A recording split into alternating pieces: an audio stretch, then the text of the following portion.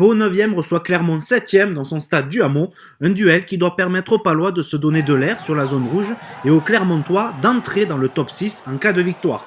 Et ce sont les Palois les premiers à l'attaque avec cette passe en sautant d'Ic Péfan pour Manu. Le centre conserve son ballon. C'est ralenti par les jaunards.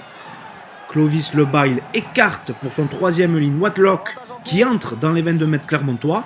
Le ballon sort pour De Baes qui accélère, trouve une brèche et serre son arrière Colombé qui n'a plus qu'à courir les 20 derniers mètres pour inscrire le premier essai palois de la partie. C'est le jeune ouvreur qui fait la différence pour Mathias Colombé qui inscrit son premier essai personnel de la saison. Clermont réagit et joue à son tour dans les 22 mètres palois. Les avants essayent d'avancer, puis le ballon est écarté pour Nakalivu. Nakalivu, fort sur ses appuis, résiste à plusieurs défenseurs palois et franchit la ligne. Par sécurité, l'arbitre demande la vidéo, mais le centre aplatit bien le ballon dans l'embut. À la pause, Pau et Clermont sont dos à dos avec un score de 10 partout. Au retour des vestiaires, sous un brouillard de plus en plus épais au stade du Hameau, Clermont met la pression sur la défense paloise. Raka trouve dans sa chute Nakalivu à l'entrée des 22 mètres palois.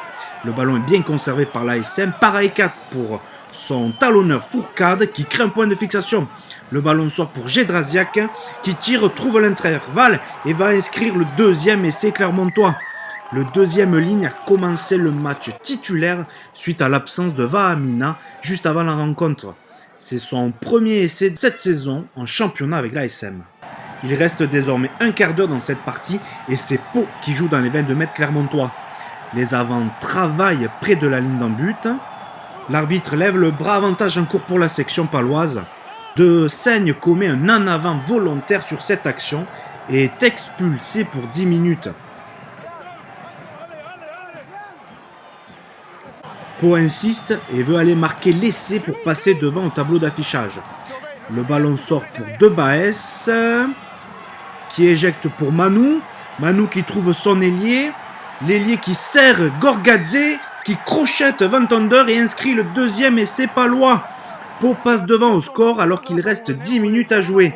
Et sur cette action, Beria écope d'un carton jaune pour un en avant volontaire. On revoit au ralenti l'en avant sur le plaquage du pilier clermontois. Pau maîtrise cette fin de match et veut enfoncer le clou. C'est le troisième ligne Abel Kefner qui charge et qui inscrit le quatrième essai palois. En 10 minutes, les Palois ont inscrit 2 essais qui leur permet de croire au succès.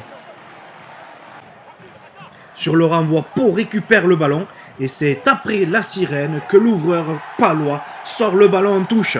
La section paloise s'impose finalement 28-20 face à Clermont et se donne de l'air avec la zone rouge.